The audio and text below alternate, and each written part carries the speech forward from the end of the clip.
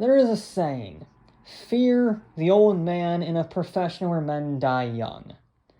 And the reason I bring that saying up is because of the car I'm talking about today, and the fact that its last generation was 14 years old and still a damn good sports car.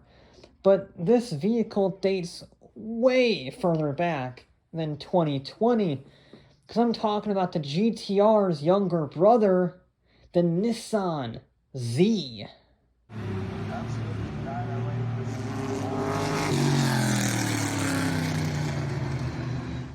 1960s Japan saw an automotive awakening with the likes of the Honda F1 team and the Toyota 2000 GT. And Nissan was a little bit on the fence about the whole performance car thing. The 2000 GT was originally a Nissan project by Yamaha before Nissan passed on it. But eventually, they got a little bit jealous and they said that they wouldn't do anything with it, but they just had to buy it and they ended up making their own sports car. So it had a straight six from the famous Datsun 510 and a new two-door body. In order to make the new sports car feel sporty, they gave the Fairlady Z independent suspension all four corners and a 5-speed gearbox. You could even get a 2.4-liter version of the straight six that made 150 horsepower in a 2,300-pound package, which is plenty for such a light car.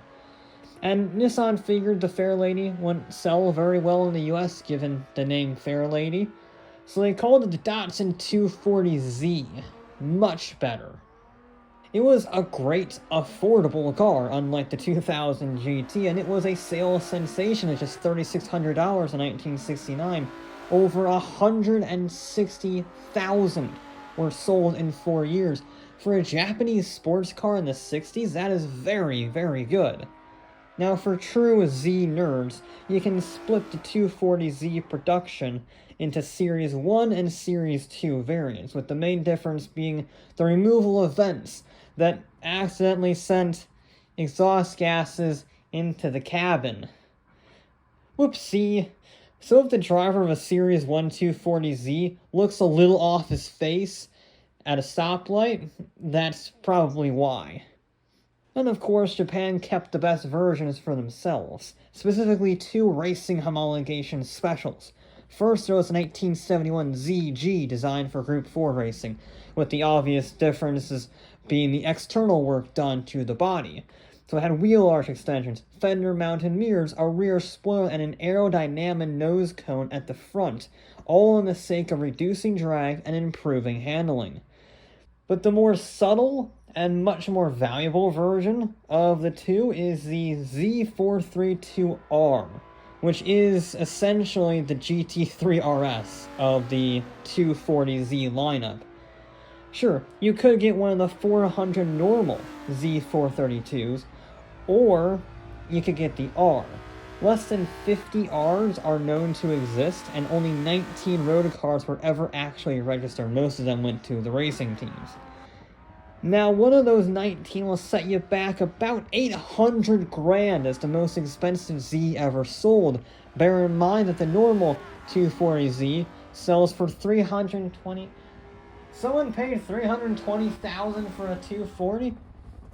Pretty sure there was some money laundering going on in that purchase, but whatever. Apart from that exception, it's exponentially more expensive than a normal 240, but you get a lot of engineering for that cash. So it had the S20 engine from the original GTR, making 160 horsepower in a true lightweight. The body was made of thinner steel, the wheels were magnesium, the R didn't even have an intake airbox or brake booster. But all of that brought the 240Z down from 2,300 pounds to a frankly featherweight, 1,885 pounds.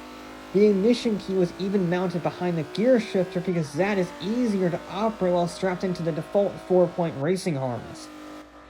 And despite a lack of development compared to the GTR, the Z432R won a lot of races, most notably the 1,000 kilometers of Suzuka and the 1971 East Africa Safari Rally. It's not a stretch to say that the 240Z altered the American performance market by showing that Japan could build more than tiny little hatchbacks. And that is why Nissan continued to evolve it with the 260 and the 280. Now the 260Z had a 2.6-liter straight-six making 165 horsepower, and served as a more general improvement, although the 5-mile-per-hour crash bumpers and a 2,600-pound curb weight didn't help. The 280Z continued with that trend and had a, you guessed it, 2.8-liter engine making 170 horsepower. But now the 60s style is fading away and the weight climbed to 2,900 pounds, so it got an extra 500 pounds added to the 240Z's weight for just 20 horsepower extra. Enter the ZX. The 280ZX may sound similar given the name, but it was a brand new philosophy. Sure, the internals were the same, but the car got more luxurious and softer. It went from a sports car to a GT car. That meant better sound insulation, actual amenities, and even parts from their Datsun 810 luxury sedan. It was still a Nissan Z though at the end of the day, and the engineering was pretty impressive. The body style not only marked a transition from the smooth 60s curves into 80s angles, but it also cut the drag coefficient by 18% and the lift coefficient by 66%, which is what you need at high speeds, because it's more stable, and it gives better fuel economy while you're doing it. And it had a lower center of gravity to help offset the more comfort-focused handling. By 1981, a turbocharged version was putting out 180 horsepower, and with better suspension, it was becoming a proper sports car again. And Academy Award-winning actor Paul Newman demonstrated this by winning 3 IMSA races and the 1979 championship with his 280ZX. A silhouette version from Electromotive could make up to 1,000 horsepower and won 4 IMSA championships between 1979 and 1983.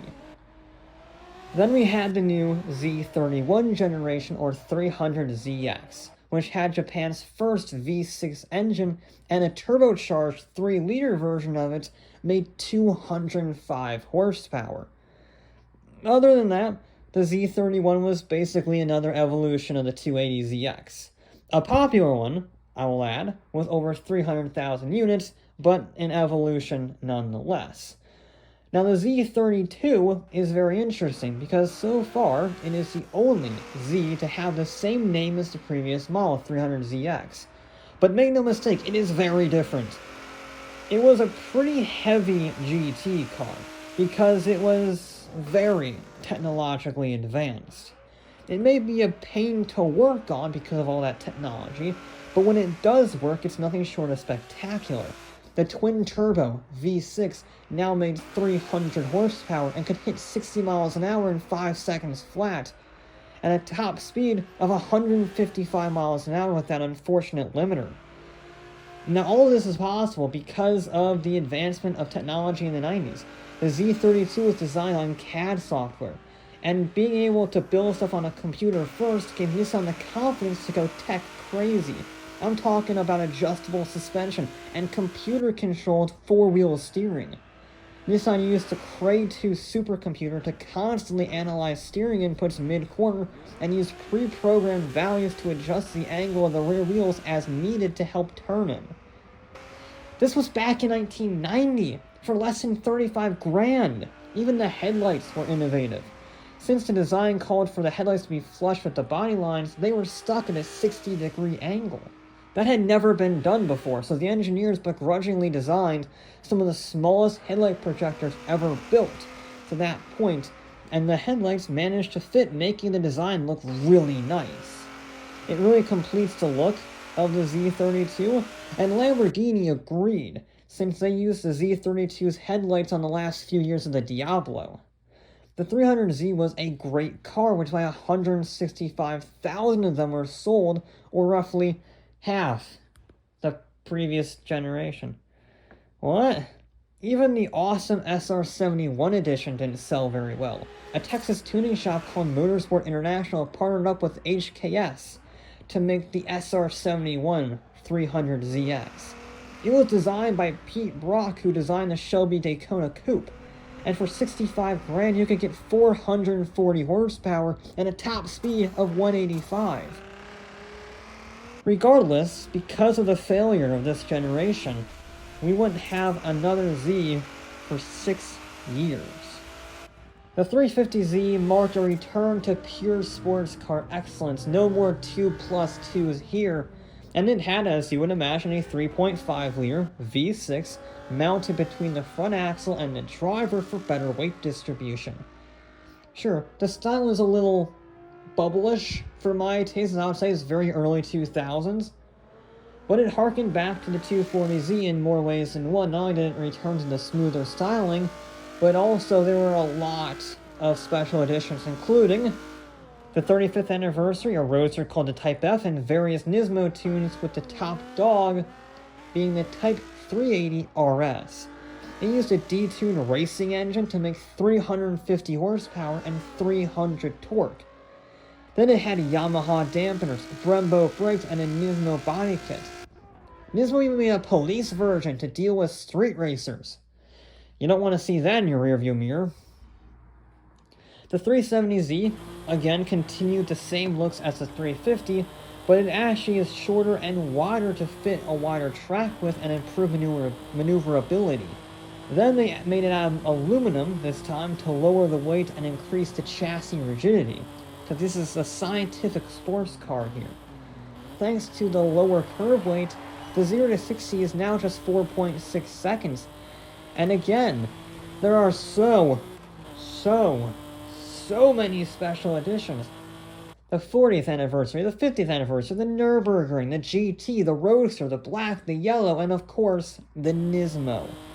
Now it got a mild refresh in 2013 with new headlights and 19-inch wheels. And then 2020 Nismo was a good car. You know, I mean, it was nice. There was no complaints with it, really, except for the fact that it was starting to show its 14-year age. Which is why fans went ecstatic when Nissan announced the new 400Z in 2020. Except it isn't, because it has a 3-liter engine, and that would make the 300Z even more confusing than it already is. And therefore Nissan simply called it the Z. Creative. Now, due to emission laws, it's only sold in Japan, Australia, and the US. And it is definitely a throwback to the original 240Z. Thankfully, in my opinion, it looks just like the original concept car with 60s style body lines. It looks fantastic. Apart from that weird chasm of a rectangular front grille, but from every other angle, I think it looks stunning. It reminds me of what the Supra should have looked like in the styling philosophy, in my opinion. But even if you don't like the front grille, Nissan showed the Z customized Proto, which fixed the only gripe of mine in the styling. And now it makes 400 horsepower and is the fastest Z ever built. Except in the corners. The first year suspension is a little too wallowy from what I've seen in reviews, but that is easily fixable with either aftermarket parts or Nismo parts that are surely coming down the pipeline. It may not be as quick as the last generation 370Z Nismo, but it is a great starting point to build off of, both from a factory perspective and a tuning perspective.